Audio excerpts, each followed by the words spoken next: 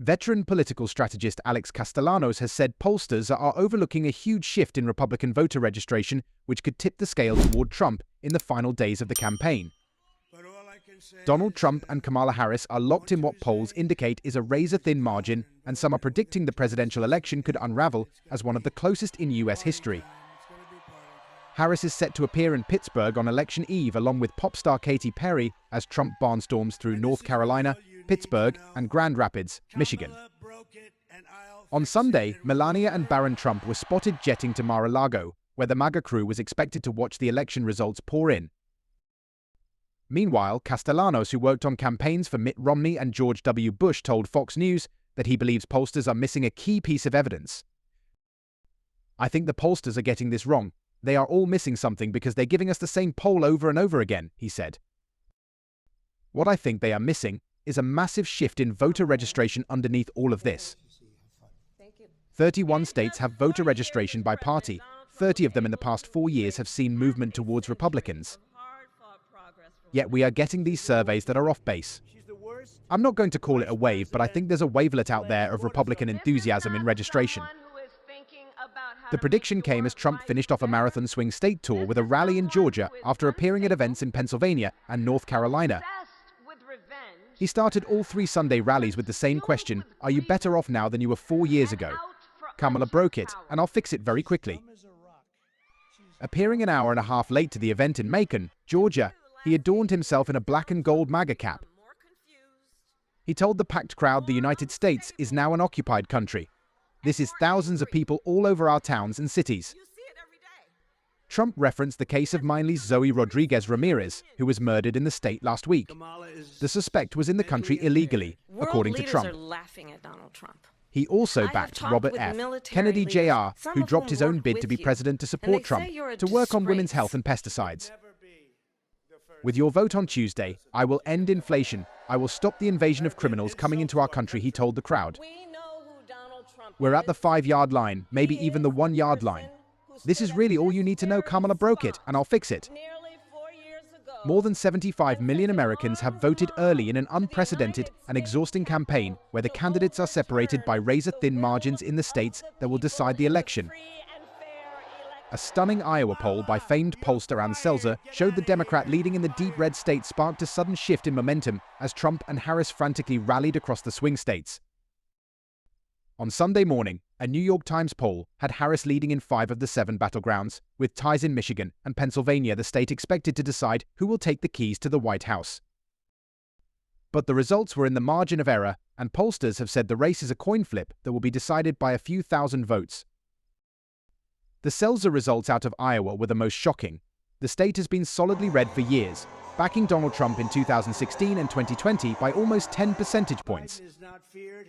A 21-point swing toward Harris in a decidedly Republican state would certainly be cause for concern for the Trump campaign, especially since the findings highlighted a glaring vulnerability for the former president, his support among women. The boost in last-minute polls for Harris over the weekend and saw her chances of beating Trump in the betting markets improve. On the betting platform Polymarket, Trump is the favorite to take victory in 5 of the 7 swing states. The Real Clear Politics average of the battlegrounds also gives Trump similar odds, even with the race tied nationally. While he covered serious ground, his wife Melania and son Barron were spotted leaving Trump Tower in New York City. A mass of Louis Vuitton luggage, multiple suits were loaded into a support vehicle before leaving in a motorcade of 10 vehicles. Harris, meanwhile, appeared confident. She told supporters in East Lansing, Michigan, on Sunday night that she has the momentum. The vice president dashed across 4 stops throughout battleground state Michigan on Sunday without even using Trump's name. She said she trusts the upcoming vote tally and urged voters, in particular people who have not yet voted, to not fall for this tactic, which I think includes suggesting to people that if they vote, their vote won't matter. Throughout the appearances, she sought to contrast her optimistic tone with the darker message of her Republican counterpart. She said, "We have an opportunity in this election to finally turn the page on a decade of politics driven by fear and division. We are done with that. We are exhausted with that. America is ready for a fresh start, ready for a new way forward where we see our fellow American not as an enemy, but as a neighbor." While Trump branded America a failed nation, Harris said there are those who seek to to deepen division, sow hate, spread fear, and cause chaos. As Trump referred to Harris' party as demonic, Harris quoted the prophet Jeremiah and told her friendly audience she saw ready to chart a new way forward. Addressing what was a largely student crowd in East Lansing, Harris promised to seek consensus. "I don't believe people who disagree with me are the enemy," she said. "In fact, I'll give them a seat at the table, because that's what strong leaders do." Polling guru Nate Silver gave Trump a 51.5% chance to win the Electoral College, while Harris walked away with a 48.1% chance of victory. Silver, who left 538 in 2023 and took his forecasting model with him, made his latest prognostication on his Substack blog called the Silver Bulletin. He has Trump as the slight favorite, despite Harris being ahead in his aggregation of public polls by just under a percentage point. Silver was first referring to the final poll done by the New York Times that showed Trump running behind Harris in 4 critical swing states: Georgia, Nevada, North Carolina, and Wisconsin. That poll also showed Trump with a lead in Arizona, while the two were tied in Michigan and Pennsylvania. The Morning Consult poll results, as Silver mentioned, were slightly kinder to Trump. He led Harris by 2 points in Georgia and in North Carolina. Any questions? Morning Consult also found that 3 states were in a dead heat: Arizona, Pennsylvania, and Wisconsin. Silver also said the bombshell poll from famed pollster Ann Selzer, showing Harris beating Trump by 3 points in Iowa, probably won't matter in determining the Electoral College winner. But Silver wasn't too quick to dismiss the results as totally meaningless, saying Harris supporters were right to have a strong reaction.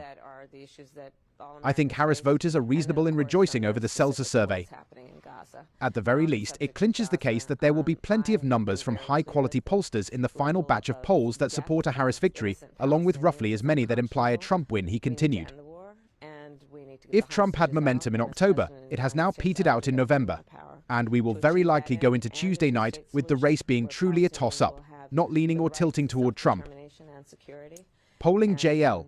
Partners have also seen movement in their election model following the stunning Iowa poll. The results have had a ripple effect through the Midwest in our model, shifting Michigan from toss-up Trump to toss-up Harris. Wisconsin also sees a 2-point drop for Trump, but that is not enough to change it from toss-up Trump. JL Partners' national poll before Election Day showed Trump overtaking Harris by 3 percentage points nationally. The poll of 1,000 likely voters, which has a margin of error of... Thank you. Alex? Alex, oh, I'm Lauren. Sorry. You have to say the last name of someone else. Oh, keep going. You know what? It's 48 hours out. Everyone's a little tired. Who was with us last night? You're right. Few sleep deprived. Please. Simply, how are you feeling, and have you submitted your ballot? I am feeling great. I am looking forward to these next 48 hours to continue to talk with the voters and talk about the stakes and talk about the future of our country, which I think is bright when we are working with the same spirit of building community, building coalitions, and building the strength of our economy and our country. I actually just filled out my mail-in ballot, so I have voted. Darlene. Madam Vice President, have you returned the ballot to California, and how did you vote on Prop 36? So my ballot is on its way to California, and I'm going to trust the system that it will arrive there.